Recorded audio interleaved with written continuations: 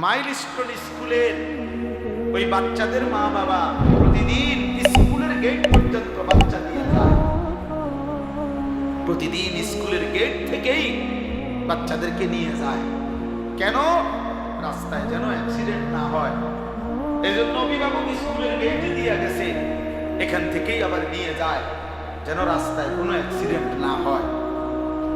দিলের মধ্যে মা বাবার এটা, স্কুলের গেট পর্যন্ত যদি ভিতরে ঢুকায় দিতে পারি তা ভিতরে নিরাপদ, আবার এখান থেকে নিয়ে যাব যাতে রাস্তায় কোনো বিপদ না হয়।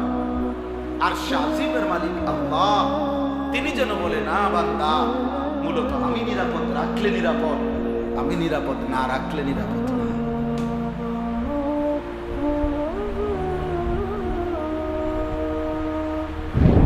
আমি নিরাপদ রাখলে রাস্তাও নিরাপদ, আমি নিরাপদ না রাখলে ঘরেও নিরাপদ।